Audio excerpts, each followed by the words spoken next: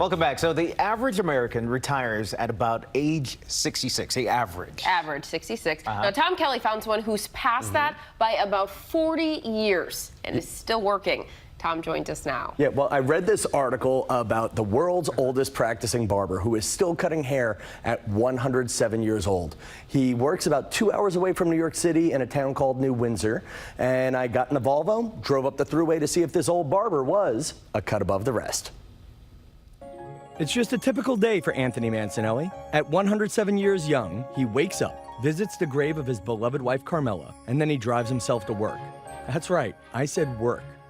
So, Anthony, hold on. Your son is retired and you're not? I got a customer already. You got a customer? Good, let's go get the customer. Wait, hang on. This is the part that I think is funny. Anthony's son is retired, but Anthony is not. Anthony is the Guinness Book of World Records record holder for the world's oldest practicing barber.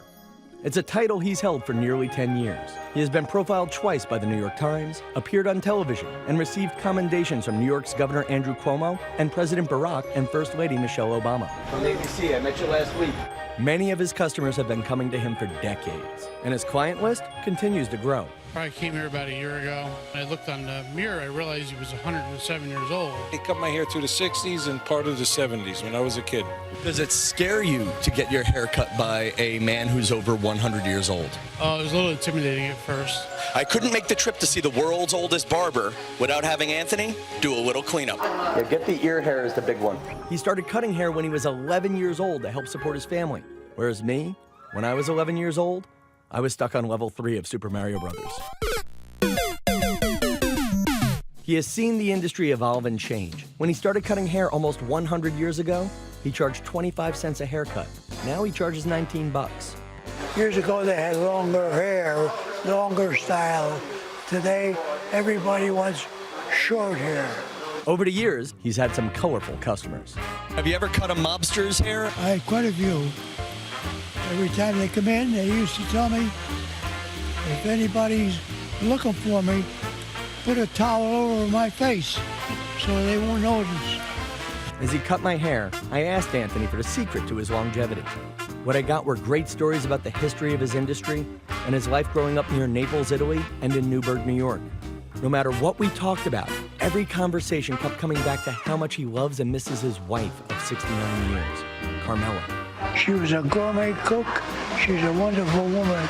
I doubt if there's anybody any better than she was. I asked him the question people ask him every day. Why does he work? It's not that you just go to work. You love your job. Yeah, well, I met people, talking, and they like to get a haircut, and I like to style some hair. That's it. He works 5 days a week. He doesn't take vacations. A couple more months, it'll be 108. What, 108? Yep. What are you going to do? Are you going to take a vacation? Yeah, I'll come to work. Are you going to work on your birthday? Oh, sure. 108? Yeah. In meeting Anthony Mancinelli, I met a great man who wasn't trying to be a great man. His success is in his tenacity and simplicity. He loves his wife. He loves his family. He loves his job. He happens to be 107 years old, and he has no plans on retiring. There's an old Benjamin Franklin quote, "Beware of the young doctor and the old barber." And I have to say, this old barber did a pretty good job cutting my hair. And this is the product of 96 years of hair cutting experience and a lot of propecia. So, Tom, Anthony, he is still active, still working. You said he still drives? Still driving every morning, but he stays in town. He keeps it safe. It's scary, but he does it in the morning with lighting. But he starts every morning. He drives to his wife's grave, and then he gets a cup of coffee, gets a newspaper, and goes to work. So what's his secret? He has none, and he has this great line that if he had the secret to a long life, he would have given it to his 6 brothers and sisters and to his wife.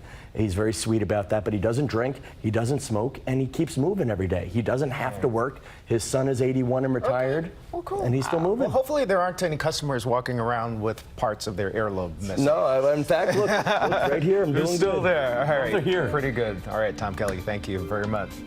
You're watching World News Now.